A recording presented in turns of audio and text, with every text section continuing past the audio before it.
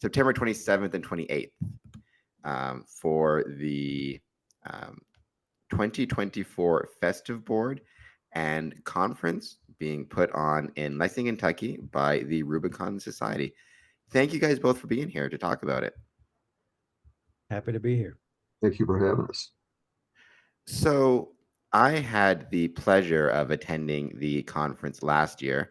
It was not my first time in Kentucky, but my first time in Lexington, and it was absolutely a beautiful city as well as a amazing time.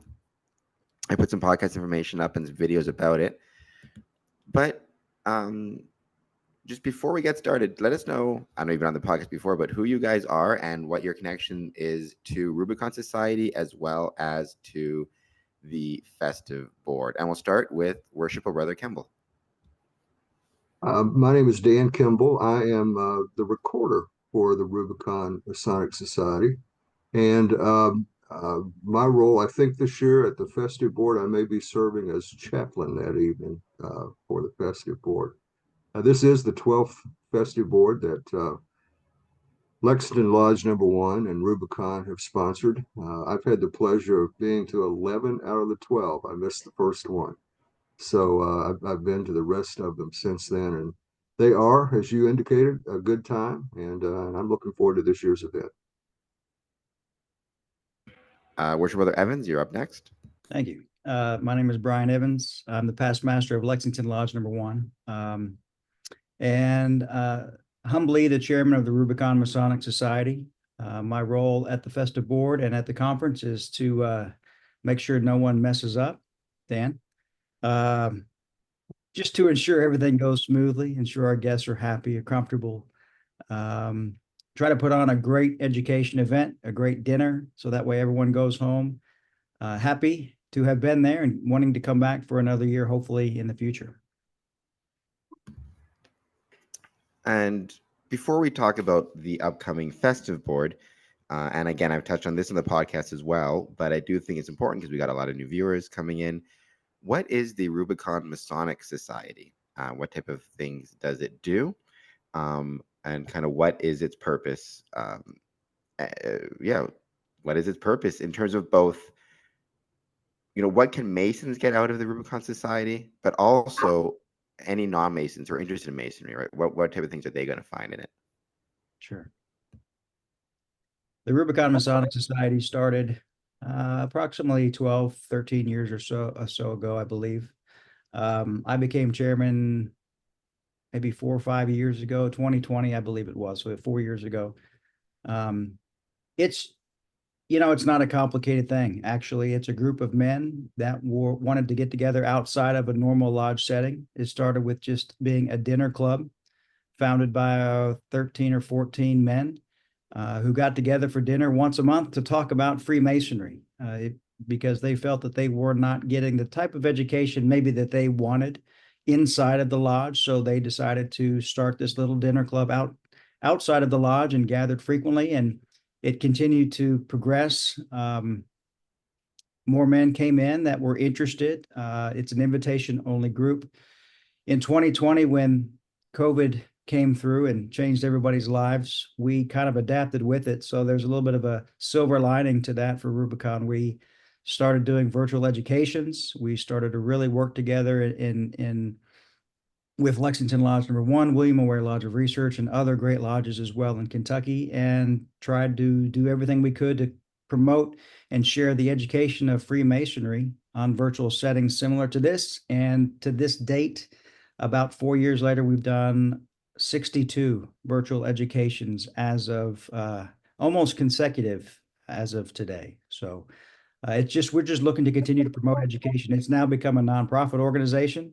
So we are strongly dedicated to Masonic education, and it's just continues to evolve based on our passions for Freemasonry.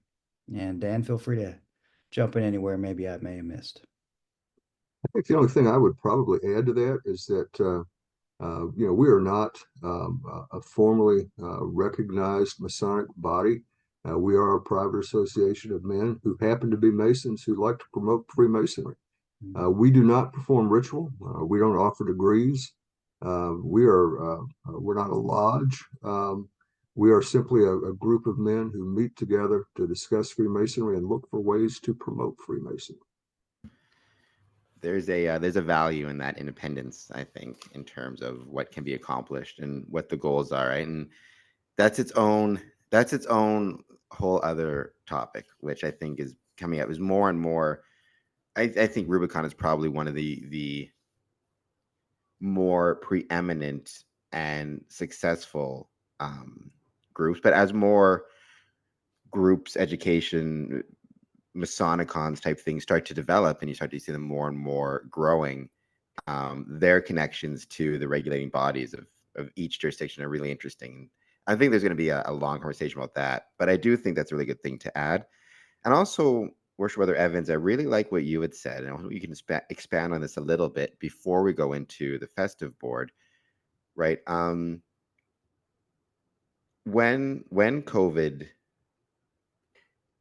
or not so much even COVID, but when the health related restrictions and the challenges related to COVID really took off, a lot of Masonic lodges, Masonic organizations, obviously faced a lot of challenges. And I really like what you had said, where Rubicon saw the opportunity in that to move into virtual education.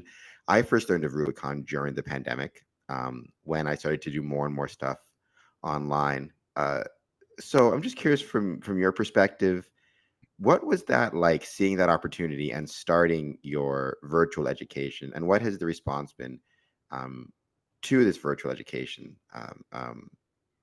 That, as you said, it's been going on for several years now. I think, as you mentioned, you're up to over 60 virtual education sessions. So, what was that like at the start, and what's it like now? Yeah, great question. At the start, there were no plans for longevity like this at all.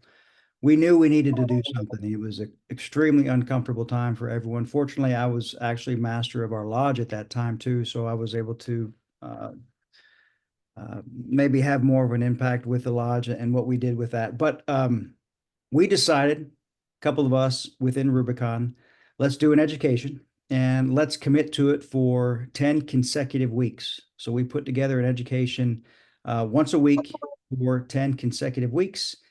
And that was challenging.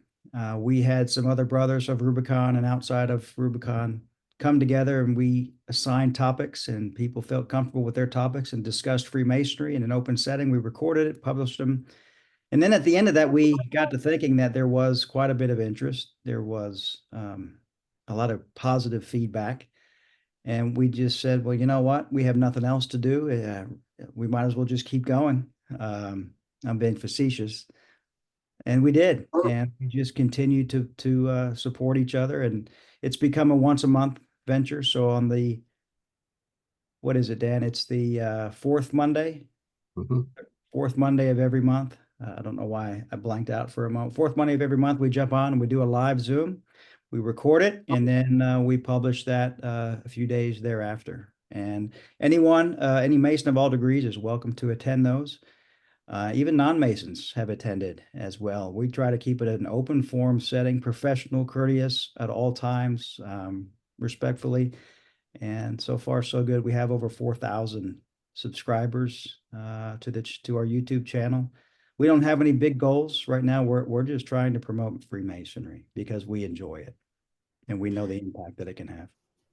I will leave a link I'll leave a link to the Rubicon website, but also the YouTube channel that you mentioned, so people can check it out. Right, it's on YouTube, so it's open to Masons, non-Masons, anybody who's interested Mhm. in learning more about the craft can check out those videos, and they are very, very well done.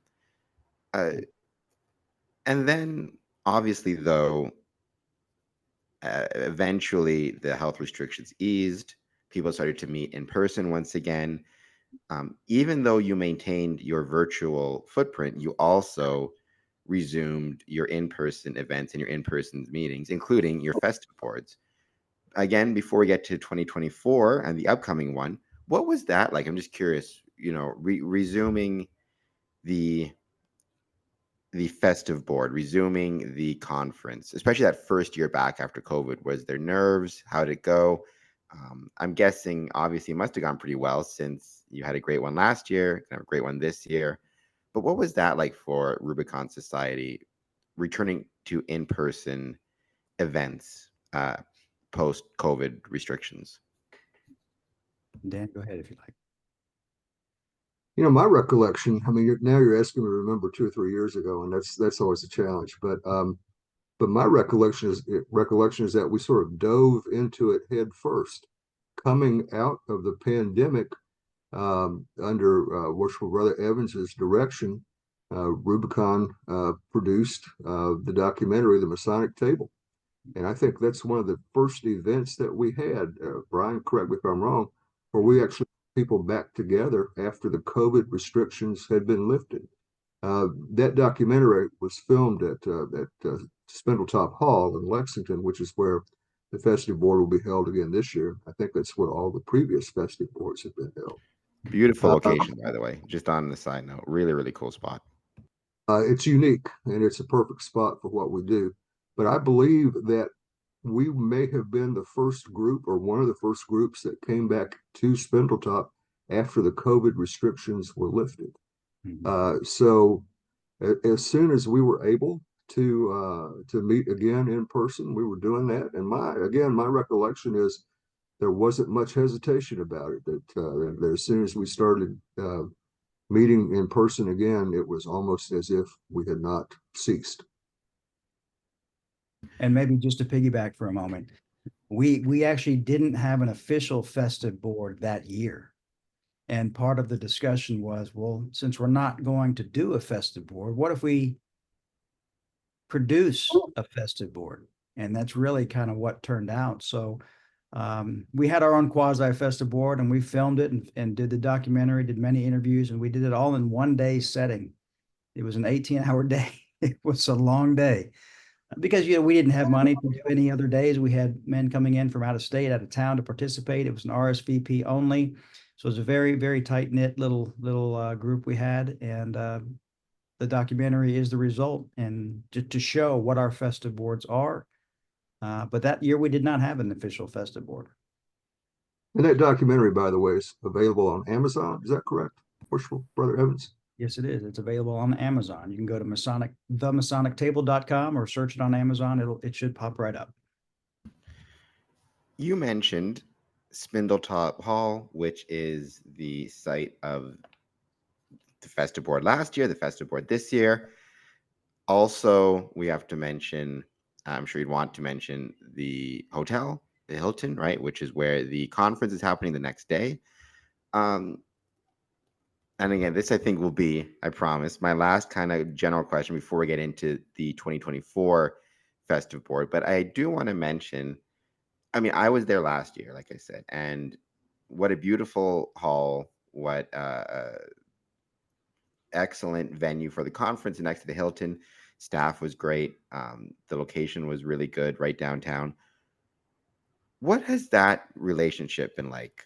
There's one thing I've really been trying to push Masons to think about, and this is just my own experiences, why I think is important, is for Masonic lodges, Masonic organizations to build relationships with community groups, community events, community places, right? So that we can kind of be mutually supportive.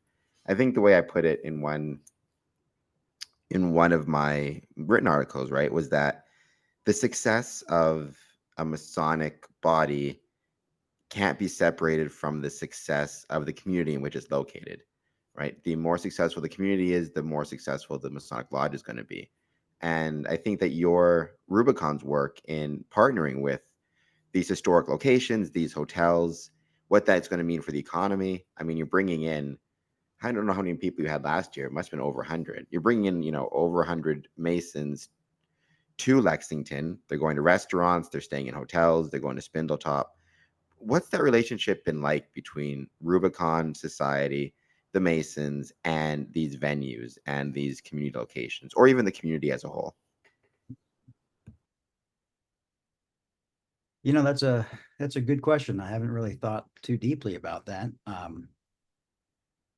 My first thought is I'm sure these venues would probably do okay without us.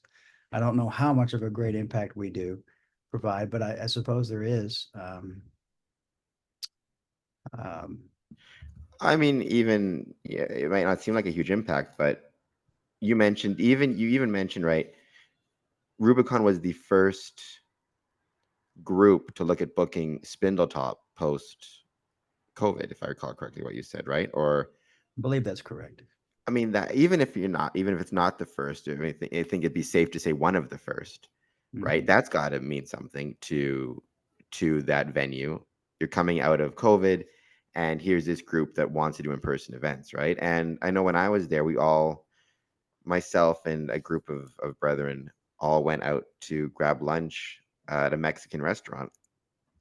I can't remember the name of the restaurant. I remember the food was delicious, right in the downtown area. I mean, that's got to mean something for that restaurant to Mhm. have. I think there was about 15 of us all together. Mhm. It probably, I mean, certainly there has to be a good relationship there if you guys are going back year after year and they're welcoming you back year after year. Um, I think Yeah. that probably says something about what it means to those businesses to have your business showing up. So even just what was that communication like with Spindletop? Like, how did you decide on that as a venue? Um, what's the communication been like, and uh, what is it about that venue that keeps you going back year after year? It's beautiful. It's unique. It's large enough to hold the quantity of men that we want, and we do have a very good relationship with them. It's a members only type of club, and we have some members of Rubicon that have a membership. So thankfully to them and that we're able to piggyback off of that to rent out the venue. But we've always had a good relationship, and I think that is probably something else to think about. Is we believe in those long-term relationships, and if we can have those venues that like us being there and want us to come back, we'll continue to support those venues that continue to support us. What would you say, And Dan, to just to that? mention, it's on the website as well, right? The hotel where the conference is happening uh, is offering discounted rooms Mhm. for Masons attending, and there's also you're offering transportation. So if Mhm. a brother is attending both days, um, the festive board on the 27th and then the conference on the 28th, they can stay at that hotel and get transportation from the hotel Mhm. to Spindletop and back. Uh, Good. so I I think that kind of covers what I wanted to cover at the basics. Now I want to go on to this specific festive board. Like I said, it taking place September 27th to 28th.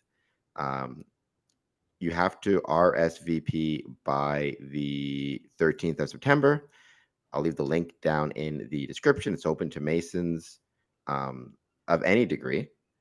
Uh, you know, what are you looking for? So tell us about, and I can read off some of the stuff, but I'll let you guys discuss it. Tell us about this year's Rubicon Festive Board.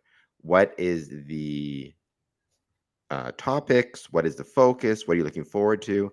Just tell us a little about, yeah, what this year's Festive Board is going to be all about, and what you're most looking forward to, maybe with it. Dan, go ahead, please. With this year, as with last year, also the festive board and the conference have a common theme, and that common theme is our ritual.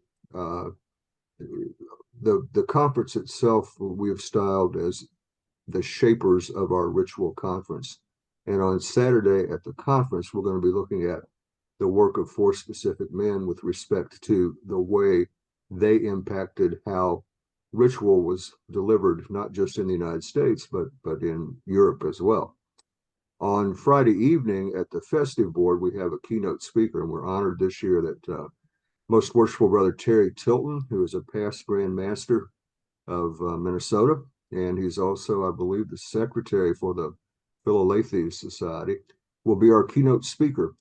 And his topic that evening will be the way in which we use scriptures in our degree work. So, again, the theme of the conference, the keynote for the conference will, or, I'm sorry, the keynote for the festive board will be about the use of scripture and ritual. And then on Saturday, on a much broader scale, we'll talk about how ritual unfolded. So they're connected. The two events have a common thread that runs through them, and that is the way Masonic ritual has unfolded. And then more specifically, on Friday evening, we'll look at some of the ways that we use specific pieces of scripture in the ritual. And how did the Rubicon Society, excuse me, how did the Rubicon Society settle on ritual, shaping the ritual, shapers of the ritual as its focus for this year? Was that something you're hearing from your membership, that was maybe an interest? I know from my experience with this podcast, there is a lot of interest in ritual. It seems that there's a growing interest in ritual, or quote unquote esoteric um, studies. So I guess how did ritual come about as your topic? Where did that decision, or how did that topic come up, or how do you decide on it? From my perspective, I think it's a result of many of the discussions that we have had about defining Freemasonry. In a lot of our different venues, we've talked about different definitions of Freemasonry. And in general, I think you'll find among the members of Rubicon, there's a thought that Freemasonry defines itself, and it defines itself through its ritual. So a great way to define Freemasonry is to explore the ways that Freemasonry defines itself through its ritual. And if you look at the four men whose work we're going to look at, William Preston and Thomas Smith Webb, Jeremy Cross, and Rob Morris, each of those fellows had a very definite impact on the way that we deliver ritual in the United States, especially in the United States. And as a part of that, they helped to communicate the definition of Freemasonry. I think we could spend a few hours talking about how to define Freemasonry, because you're right, that is coming up a lot in a lot of different contexts. And certainly, I think ritual can be one of the main ways that people do define it. So that makes sense to me. How did you decide on um, the Masonic authors that that you're choosing to focus on? As you mentioned, William Preston, Thomas Smith Webb, Jeremy Cross, Rob Morris. Um, what was it about those four authors in particular that what qualities did they have that's where the Rubicon Society decided to focus on in particular for the conference? Well, Preston's the source. I mean, when you talk about Masonic ritual, that's pretty much where you start with William Preston. He's the place that we thought was the most logical beginning. And we have Right Worshipful Brother Andrew Hammer from Washington, D.C., Alba Lodge, number 222, who will be making a presentation about William Preston. So we think that Preston and his work is the place to begin the consideration of Masonic ritual. From Preston, it's an easy jump to Thomas Smith Webb, because Webb took the Preston ritual in the United States and revised it, shortened it considerably, and made it available through the publication of his monitor. I think his first one was in 1797. Really the first time that American Freemasons had a monitor from which they could work that was based in American Freemasonry. Webb died prematurely, and one of his students who succeeded him was Jeremy Cross. And Cross had his own spin on Masonic ritual. And Cross was added the dimension of being an itinerant Masonic teacher. He would go from place to place and teach degrees. Webb didn't do that all that much. Webb traveled, but not the way Jeremy Cross did. So we have Right Worshipful Tim Culhane from Rhode Island, which just happened to be one of the states where Thomas Smith Webb resided at one point in time. Right Worshipful Brother Culhane is going to come down and talk to us about the life and the work of Webb. And then Worshipful Brother Brent Morris, who I think is one of the best known Masons in the United States, will be talking about the work of Jeremy Cross. And the fourth individual, Rob Morris, there's a little bit of our Kentucky bias. Rob Morris was a Grand Master of the Grand Lodge of Kentucky, 1858, 1859, known as the Poet Laureate of Freemasonry. And he was certainly a man who was known for his commitment to excellence in the delivery of ritual, and played a very interesting role in conversations about the ritual that occurred in the early 1860s. So we thought we would start at the source, and then we would shift to the shapers of ritual in American Freemasonry, and then a nod to our Kentucky bias, and we added Rob Morris. Nothing wrong with having some Kentucky bias. It's a beautiful state with very, very friendly and handsome people. The Brian especially. There you go. You talked about, excuse me. We talked about the authors that are being, as I'm coughing up a lung, that are being highlighted. And you did touch on a little bit the presenters who will be presenting about these authors. But if I want to go into a little more detail, some of them I've had on the podcast before, right? You've got Worshipful Brother Andrew Hammer, Right Worshipful Brother Timothy L. Culhane, Worshipful Brother Brent Morris, and Worshipful Brother John Bizak, all presenting on these authors. So what are the connections there? How did you come upon these presenters? I know Bizak has a long history with Rubicon Society. Others do as well. But just tell us about the presenters a little bit, and what the how you decide on these presenters, and how much you're looking forward to hearing them speak at the conference on the 28th in particular. Dan, I'll let either one of you guys go. On a roll, Dan. In many ways, these presenters suggested themselves. Worshipful Brother Bizak has done exhaustive research on Rob Morris. Worshipful Brother Bizak wrote a book called The Age of Unreason, which was about the William Morgan affair. And when you research the William Morgan affair, it leads you to Rob Morris, because in the 1880s, shortly before his death, actually, Rob Morris wrote a book about Morgan as well. So as you're researching Morgan, you run into Rob Morris.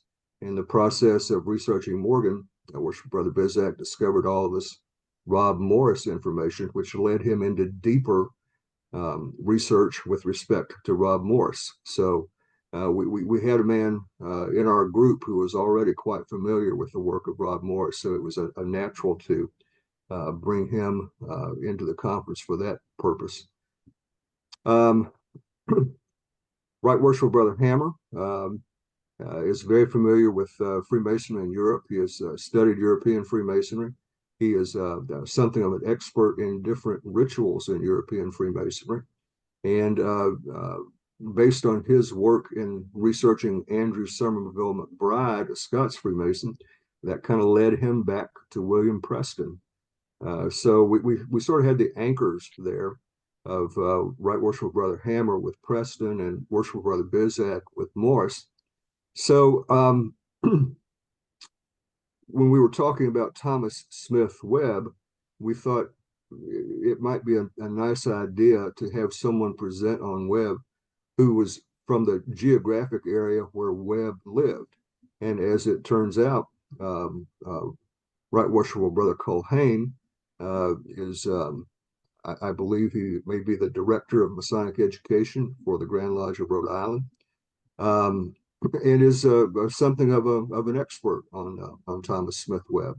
So he came very highly recommended to us, and we're looking forward to his presentation. And then our fourth presenter is Worshipful Brother Brent Morris, and I'm not entirely sure if there's a Masonic topic on which Brent Morris isn't an expert. He may be one of the most learned men in Freemasonry that I've ever run across. So he was quite excited, by the way, to talk about Jeremy Cross. And so I'm looking forward to all of those presentations. And again, don't forget the keynote address at the Festive board. We have Terry Tilton, who is a past Grand Master of Minnesota and a Methodist minister. He's going to be talking about the incorporation of Scripture into the ritual as well. So all of these people have a specific connection to the topic or to the individuals about whom they're going to be speaking, and we're excited that they're going to share their expertise with us. I think, well, I guess I'm safe. I was going to say, because I feel like last year I was probably when I attended the 2023 Festive Board, I was and conference, I was probably the furthest traveled coming from Windsor, Ontario. But Rhode Island, that's pretty far too. So I might, especially because Windsor, Ontario is so far south. So I don't know, I may be getting beat in 2024. What has the response been like from, like, have you received a lot of interest, a lot of RSVPs? I'm assuming the majority also of those who are going to be attending will be from Kentucky, but I mean, there's a lot of states around it. I think you had some pretty, well-traveled brethren last year. But what's the response you've been hearing, both in your jurisdiction as well as just in general from Masons? The response has been great. We're probably about half full, give or take, maybe at the moment. And a lot of people tend to wait closer towards the end. People can come for one day or both days. So it's up to them based on their schedule. But we've heard nothing but excitement and positivity of all the brothers. Most of the brothers, this is their second or third time coming to Kentucky, if not more. And there's a few new ones, but it's very positive. We're going to try to put on an event that's very professional, very classy, very memorable. It will be recorded for future posterity and education purposes, just like last year. So if anyone has a curiosity of what it was regarding the education, they can go back on our YouTube channel, and it's absolutely free to see the presentations from the 2023 conference as well. So again, this is only our second conference. The Festive boards definitely have done a lot of those, but a conference, not so much. But I think we've got it figured out, and hopefully everyone enjoys it. Yeah, I enjoyed it 100%. I enjoyed it last year. I'll leave a link to that as well. The videos. I kind of really like what you had said. If you want to expand on that a little bit, right? You talked about, or you said, right, it's a professional conference, right? Just for anybody who doesn't know, right, what the steps that go on in putting this event on, or, this 2-day event, counting both the festive board followed by the actual conference itself. How much work goes into it behind the scenes that people don't see? Because I do think sometimes, even just from a membership perspective, right, members often don't realize how much work goes into maintaining a lodge on the part of the secretary, the master, the treasurer, how much work goes into a building, but how much work goes into these events. I can only imagine the amount of work that must go into it. So if you just want to talk a little bit about the work and the efforts that are put on by the Rubicon Society, I understand in partnership with Lexington Lodge, with William Ware, to make these events a success. Well, first, I definitely want to say thank you to all of our sponsors who do help out. Without the help of our sponsors and lodges and anonymous brothers that chip in for what we are doing, we wouldn't be able to do it. Rubicon is not trying to make a profit. We're just trying to cover expenses and promote masonry. That being said, it is a tremendous amount of effort. Very long checklist. There's a lot of volunteer help from other Masons and brothers. We all chip in and we focus on our individual expertise throughout the event. We gather and try to reconvene every month or so to make sure we're on the same page. Obviously, many email communications, but it's a big event. We want to make sure that anyone that's coming only has to worry about getting here. And then once they're here, they can sit back, relax, enjoy themselves, think about masonry, and go home hopefully recharged. So we have it all pretty well now nailed down. I hope, knock on wood, for that to happen this year. This can be a loaded question or a controversial question sometimes. So if you want to give the stock answer and say all of it, then that's fine with me. But is there one particular item from the event that you're particularly looking forward to? One particular presentation or topic, or it could be the Festive board. Is there anything in particular that you're looking forward to on the 27th or the 28th that you want to, that for you in particular, you can't wait to hear about or learn about or see? Why don't you go first on that one, Dan? Yeah, it's a hard question. I don't mind attempting to answer it, but it's a hard question. I know virtually nothing about the life of William Preston. So I'm looking forward to what Right Worshipful Brother Hammer has to say about how William Preston, how it came to be that William Preston was the author of all of this body of Masonic ritual. I know a little bit about Preston after he became a Mason and some of the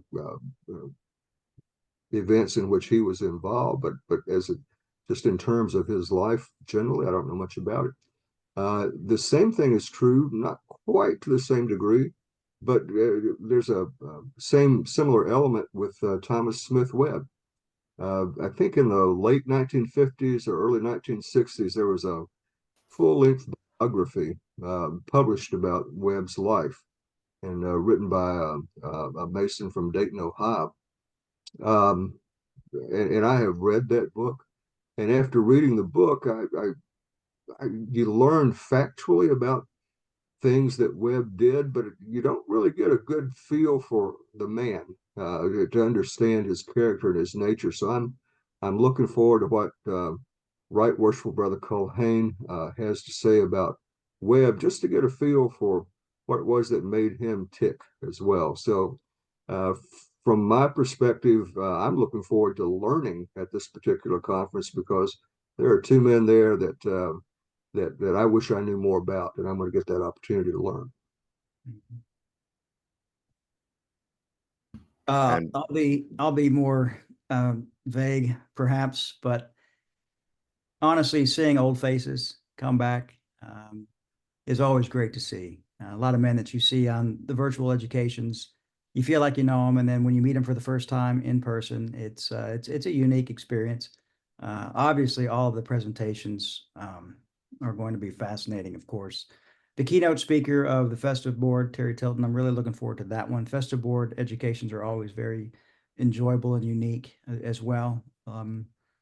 It's going to be a great event. I can't really identify one thing in particular. But yeah, those are some ones that come to mind. And I will say, we recently had a topic of discussion in some classes about the egregore in Freemasonry. And I think this is a great place where the egregore can come together with like-minded men of similar energies and really feel that presence with Masonry in this collective group. So I would say that's something to look forward to. my answer is usually, when I'm organizing one of these events, my answer is usually the morning after it's all done, when you can just relax again. But those are good answers as well. That's right. Uh, I was thinking that, I just didn't say it. well, you're better than I mean. It's either the morning after or even the night when it's all done and everybody's gone back, and you actually get a decent night's sleep again, and you don't have to worry about anything else. At least not anything else for another year, because I'm assuming there'll be a 2025 Festive Boarding Conference and a 2026 Festive Boarding Conference, or at least I certainly hope there is, because it's a great service that's being provided to Masons. The opportunity to learn about the craft and meet new people, new Masons, as well as reconnect with Masons that you haven't seen in a while, or maybe only seen in virtual education, like you said, right? I think that that's such a valuable. It's such a valuable experience that's being offered by Rubicon Society with the help of all the sponsors. I did want to touch a little bit on the idea of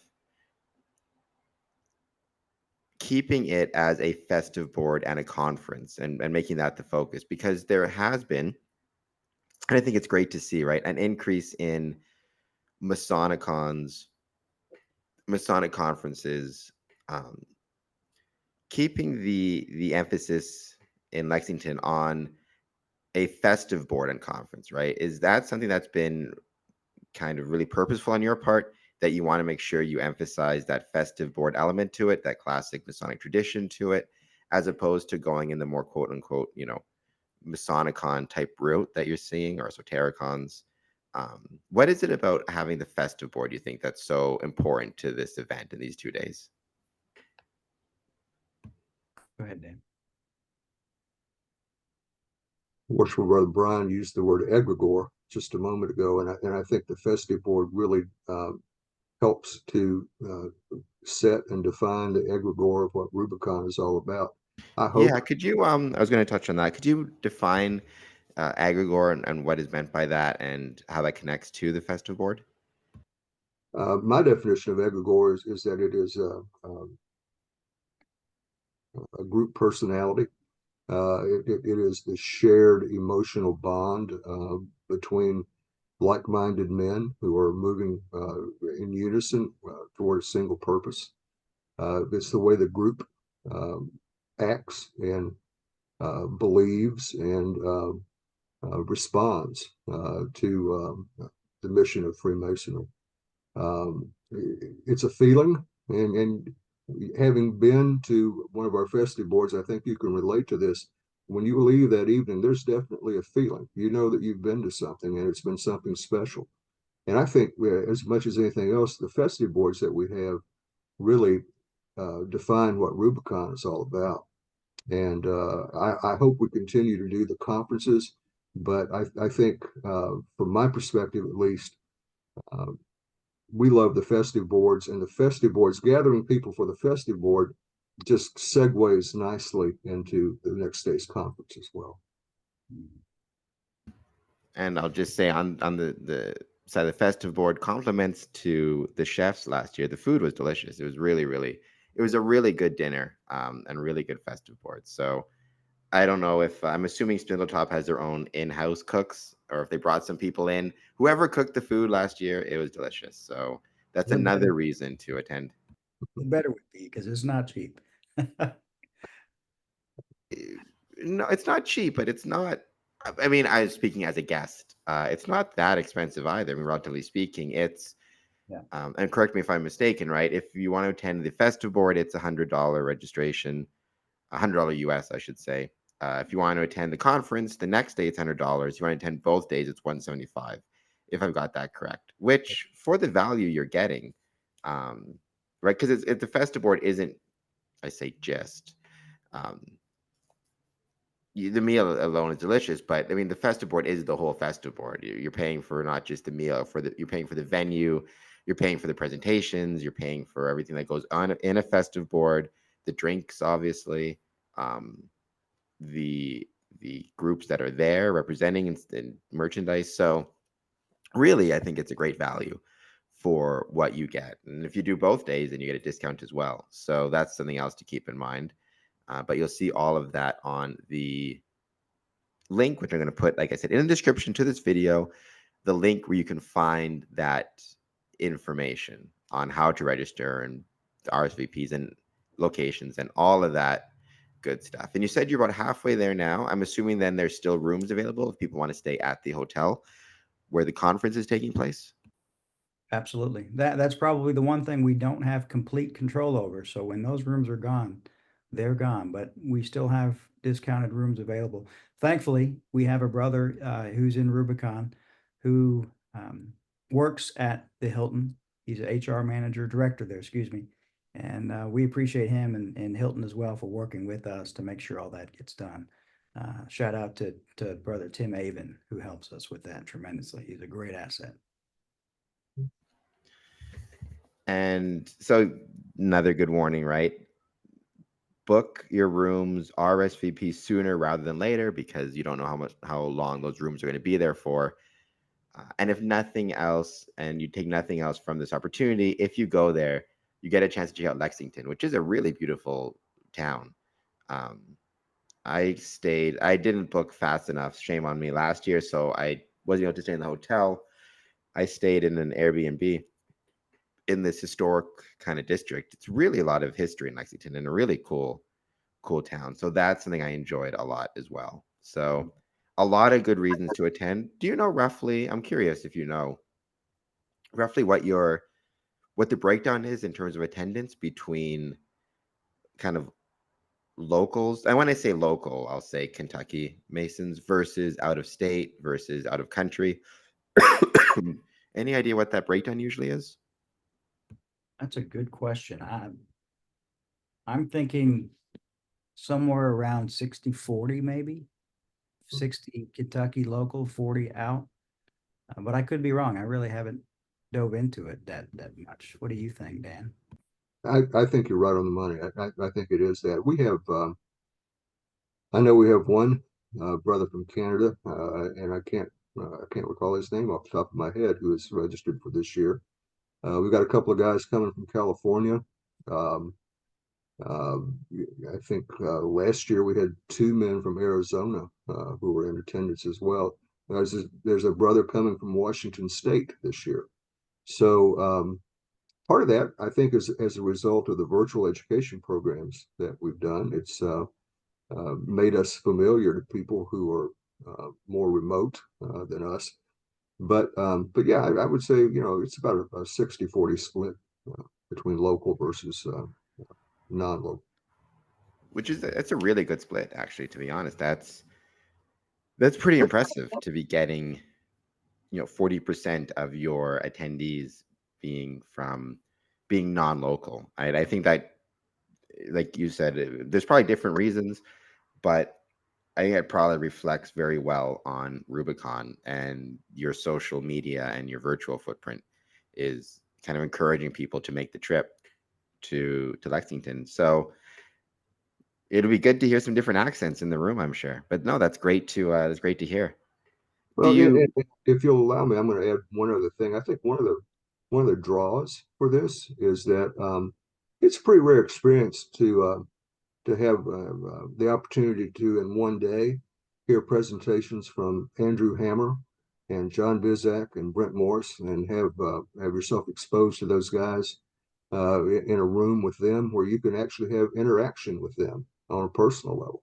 So there's a lot of value if you're interested in Freemasonry and in the history of Freemasonry and in the development of Freemasonry. These events have value because it brings together people who otherwise wouldn't have the opportunity to be exposed to these men. are you hearing back how the event is being discovered by especially your out of town guests? Is it primarily through social media or advertising? What's the reach been like? No, we don't advertise, and we don't do a whole lot of social media. Actually, our main focus is Masonic education through video and virtual settings. So probably the YouTube channel. Uh, Through that, we've had a fair amount of traffic come through the website that signs up and RSVPs and joins our mailing list, etc. So that's been a big part of it as well. Um, uh, Interest through membership acquisition and list acquisition as we go along. Just other brothers finding out and wanting to be a part and stay up to date. So I'd say our local database of Masons is probably number one, and it continues to just steadily increase based on Rubicon education. Well, you guys are in the home stretch. About a month and a half to go, give or take, before the 27th and 28th. So you guys, you're almost there. I know how much work these can be. And as I said before, um, I had an amazing time in 2023. Uh, Thank you to Brother Kemble for letting me know about 2024 so I could put up some links and let other people know about it. I won't be able to attend this year, but I hope I can attend in 2025. Um, and before I leave, I don't want to go back because I don't think I asked this. Going back to Rubicon Society, particularly your YouTube page, what is the next? What is the next educational recording you're going to be making? What's the next topic, and when is that going to be coming out? Correct me if I'm wrong, Dan. Worship Brother Rich Hansen is speaking. can't recall the topic offhand. I should. Do you remember? I had Brother Hanson on the podcast. He's a really cool dude. Yeah, yeah. That will be August 26th at 7 o'clock Eastern time, and Worship Brother Rich is going to talk about the experience of Masonic initiation. Initiation. That's it. And he's All right. Well, on as well. keep that in mind. Then August 26th, I discovered Rubicon during the pandemic, and it was at that time when lodge meetings were being in-person meetings were being suspended, and there was a real hunger for Freemasonry, especially as we couldn't have the in-person meetings, and a lot of different groups kind of worked to fill that void, but Rubicon was a major one. And I think you guys have done a great job with that. And then also with your festive board and with your conference, it's been great to see what you guys have been doing. So I think it's incredibly impressive, and keep up the good work, because it's something that every Mason should be proud of, where we have Rubicon as part of our fraternity. No, thank you very much. We appreciate your interest and involvement as well, and your willingness to share. So thank you. Oh, I'll share. Yeah, I'll be more than happy to share. Like I said, I'm more than happy to share it this year and any year going forward that you guys are having this event. Let me know, because it's worth the trip. So you got another Canadian going this year. Maybe next year we might get some across the pond brothers joining you guys in Lexington. Who knows?